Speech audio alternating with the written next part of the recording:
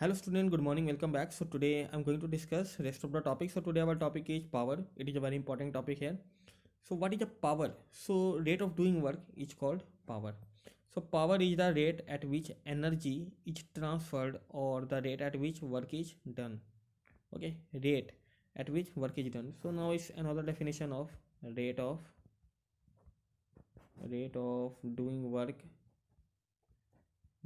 by man or machine, either man or machine, the rate of doing work. Okay, rate of doing work.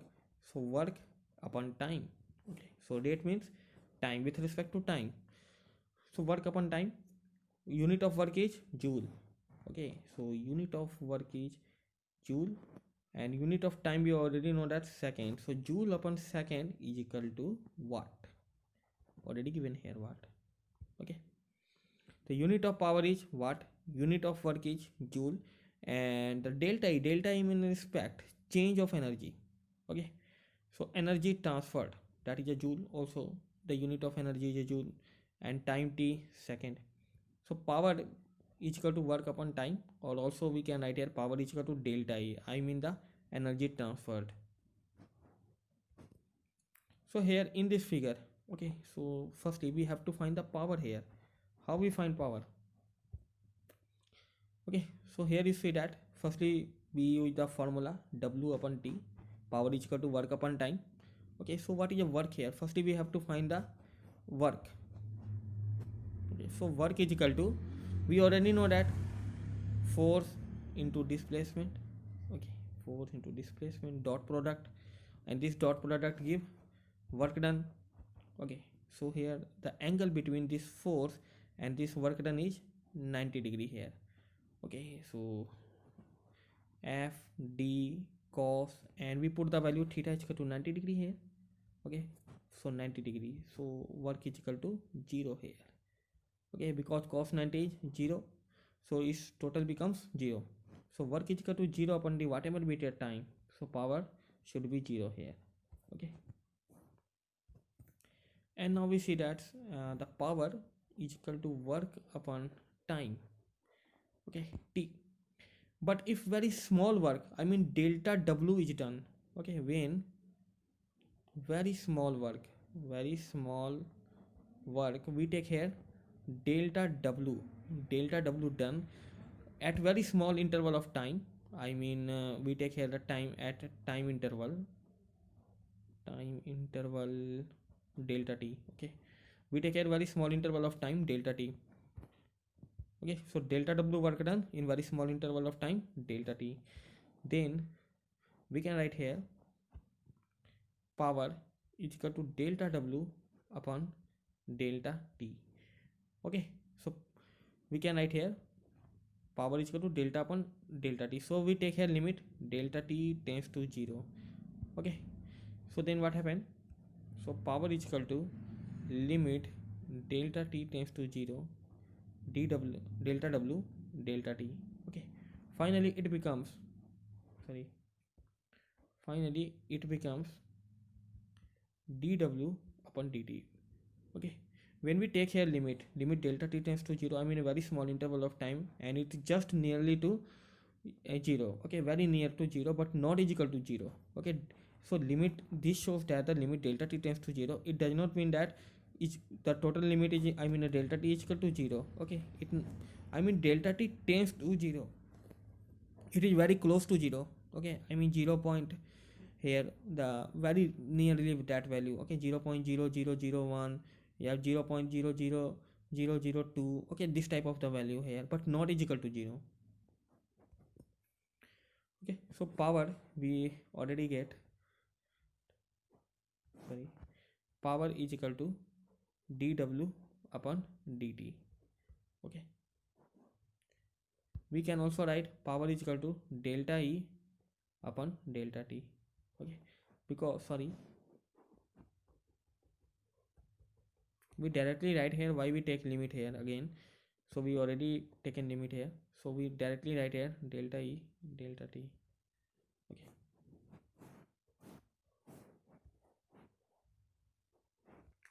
so we already have dw p dt. Okay, because we already know that p is equal to dw upon dt. So dw is equal to, okay, this dt goes here, so p dt. Okay, so dw is equal to p dt. So work done is obtained by dot product of force and displacement. Okay, we already know that work done is equal to force into displacement. Dot product of force and displacement give us work done. Okay, so here dw is equal to, we can write here, this is a one number, and we can write here dw is equal to f dot dt, sorry, f dot ds. Okay, this is our work done. dw is equal to f dot ds. Okay, so here p is equal to, okay, work upon time dw upon dt. Okay, so we write here, we put the value of dw, the value of dw is equal to f dot ds. Okay, so we put this value f dot ds upon dt. Okay, so here f dot this ds upon dt, ds upon dt, so it gives, what is the value of ds upon dt? Rate of change of displacement with respect to time, so it gives us velocity f dot v. Okay, thus the dot product of force and this velocity, force and this velocity provides the power. Okay, it is another formula. So power is equal to, sorry, power is a scalar quantity. Okay, f dot v and fv cos theta. Okay, dot product of two vectors, f, I mean the f, this is the magnitude value of f, v magnitude value of v, and cos theta. Okay, so here f and v are in same directions. Okay, so when f and v are in same direction, so theta is equal to 0 degree. Okay, angle between both of them, so power is equal to fv, final value, power is equal to fb. Okay, so power is a scalar quantity, power is a scalar quantity.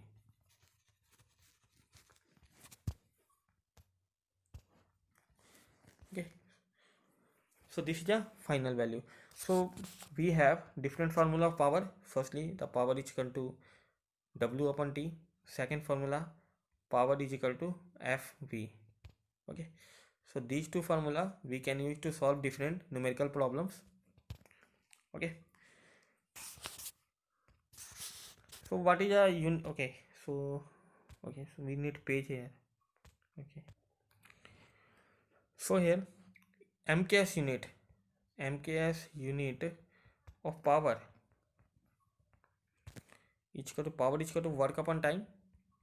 So unit of work is joule and unit of time is second, so joule per second. Okay, it is a watt. Okay, so power is equal to work upon time and 1 watt. Okay, 1 watt is equal to work done 1 joule 1 second. Okay, 1 joule per second. Okay, 1 watt is equal to 1 joule per second. Okay, so we need space here. Okay, so here 1 kilowatt, 1 kilowatt, what is a 1 kilowatt? 1000 watt.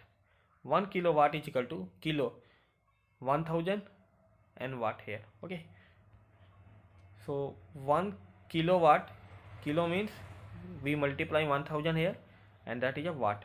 Okay, and here 1 megawatt, 1 megawatt, so 10 to the power 6 watt. Okay, 10 to the power 6 watt. 1 horsepower, 1 horsepower, these are all unit of power. Okay, 746 watt. Okay, we need this all these values to solve different type of numerical problems. Okay, so I repeat again. So 1 kilowatt, 1000 watt, 1 megawatt, 10 to the power 6 watt, and 1 horsepower, 746 watt. Okay. Hello students, so our next topic is collision. It is one important topic. So here the mutual interaction between two bodies for short time due to which their momentum and energy are changed. Their momentum and energy are changed is called collision. Okay, when two bodies collide with each other, I mean face to face, then their momentum and their energy should be changed. Okay, so collision of cricket ball, some examples are collision of cricket ball with bat, collision of two billiards ball, okay, collision of gas molecules. So these are some example of collision. Okay, so in all this collision, so there is a physical contact, there must be physical contact between these two bodies. Okay, so when alpha particles move towards a nucleus, then due to Coulomb force, okay, repulsion, the alpha particle is scattered without physical contact. So this is also example of collision here. Okay, but in collision, so two bodies, whatever be the two bodies having different mass, collision with each other, I mean collide with each other. Okay, so then their momentum and energy both will be changed. So we take any surface here, this is the horizontal surface, and we take any two bodies on this horizontal surface, one body and second body, both body moving towards each other. Okay, so first body move with velocity v1 and second body move with velocity v2, and the first body having mass m1, second body having mass m2, initial momentum p1 and initial momentum p2. Okay, so here momentum, mass into velocity, m1 v1, here the m2 v2. Okay, so initial momentum p1 of first body and p2, initial momentum of second body is p2. Okay, so this is a condition before collision, but when these two bodies collide face to face each other, okay, then their momentum and should be changed, their momentum should be changed. Okay, so I will discuss this topic, but today I will only discuss definition part. So kinds of collision, so there are different type of collision there. Okay, perfectly elastic collision, perfectly elastic collision. So the collision in which the energy and momentum of the system remains conserved separately is called perfectly elastic collision. For example, collision of gas molecules. Okay, so the collision in which energy and momentum of the system remains conserved separately is called perfectly elastic collision. And we see that here the properties of perfectly elastic collisions: total momentum of the system remains conserved. Okay, total momentum before collision and total momentum after collision remains conserved. Okay, so total energy of the system remains conserved, total energy, and the force applied by the bodies on each other are conservative force. Or which type of force? Conservative force. And non-elastic collision, the collision in which the momentum remains conserved, but mechanical energy does not remain conserved. Okay, it's called non-elastic collision. For example, collision of two vehicles in road accident, their initial momentum and their final momentum, I mean the momentum changed after collision, should be conserved. Okay, so here the collision in which momentum remains conserved, it's called non-elastic collision, but their mechanical energy does not remain conserved. So properties of non-elastic collision. So total momentum of the system remains conserved. Okay, and total energy of the system remains conserved. Mechanical energy of the system does not remain conserved. Mechanical energy of the system does not remain conserved. And some part of mechanical energy is converted in sound, heat and light energy. Okay, when two body collide with each other, so some energy is spent on heating, okay, sound and other type of energies. So internal attractive force of the system are non-conservative. Internal attractive force, okay, are non-conservative force. Perfectly non-elastic collision. Okay, the collision in which the momentum of the system remains conserved but mechanical energy does not remain conserved, and after collision both bodies move with same velocity in same direction. Okay, this is important. Both bodies move with same velocity, same velocity in same direction. I mean the both bodies get attached with each other.